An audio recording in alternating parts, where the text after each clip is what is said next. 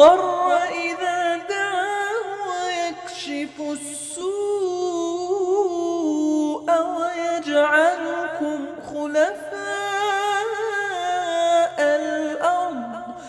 أإله مع الله. بسم اللہ الرحمن الرحیم. معزز سامعین، والدین کے حق میں فرزند صالح کی دعا، اس سلسلے میں اگر ہم روایات کا مطالعہ کریں، قرآن کریم کا مطالعہ کریں، تو ہمیں اندازہ ہوگا کہ قرآن کریم میں بھی اس طرح کے موارد موجود ہیں کہ جہاں یہ تاکید کی گئی ہے اور اشارہ کیا گیا ہے کہ فرزند صالح ہمیشہ اپنے والدین کے لیے دعا کیا کرتے ہیں، اور والدین کے حق میں دعا کرنا در حقیقت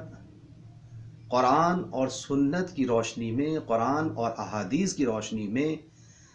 در حقیقت یہ انبیاء علیہم السلام کی سیرت و سنت ہے، ائمہ اہل بیت علیہم السلام کی سیرت و سنت ہے، مومنین کا وتیرہ ہے۔ خود اگر آپ قرآن کریم کا مطالعہ کریں تو آپ دیکھیں گے کہ حضرت ابراہیم علیہ السلام کی دعائیہ کلمات قرآن کریم میں موجود ہیں۔ قرآن کریم ارشاد فرما رہا ہے، ربنا اغفر لی ولوالدی وللمؤمنین یوم یقوم الحساب، پروردگار میری اور میرے والدین کی مغفرت فرما اور تمام مومنین کی مغفرت فرما اس دن کے جب تمام لوگ قبروں سے اٹھائے جائیں گے۔ تو آپ دیکھیے کہ حضرت ابراہیم علیہ السلام بھی یہ دعا کرتے ہوئے نظر آ رہے ہیں، اور اسی طریقے سے حضرت نوح علیہ السلام کی دعا بھی قرآن کریم میں موجود ہے۔ ارشاد ہوتا ہے، ربنا اغفر لی ولوالدی ولمن دخل بیتی مؤمنا وللمؤمنین، پروردگار میری اور میرے والدین کی مغفرت فرما اور ہر اس مومن کی مغفرت فرما کہ جو ایمان کے ساتھ میرے گھر میں داخل ہو جائے، اور تمام مومنین کی مغفرت فرما۔ نبی اکرم صلی اللہ علیہ وآلہ وسلم نے ارشاد فرمایا کہ مرنے کے بعد انسان کے تمام اعمال منقطع ہو جاتے ہیں، لیکن یہ بات ذہن میں رہنی چاہیے کہ بعض چیزیں ایسی ہیں کہ جو انسان کے مرنے کے بعد بھی ان کا سلسلہ جاری و ساری رہتا ہے۔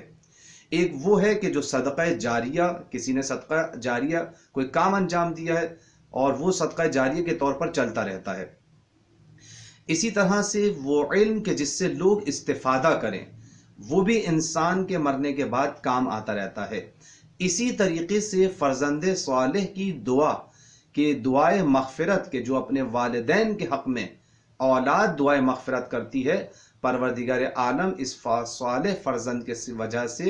ان والدین کو ان کی مغفرت کے اسباب مہیا کرتا ہے۔ پس یہ بات ذہن میں رہنی چاہیے کہ قرآن کریم اور احادیث معصومین علیہم السلام کی روشنی میں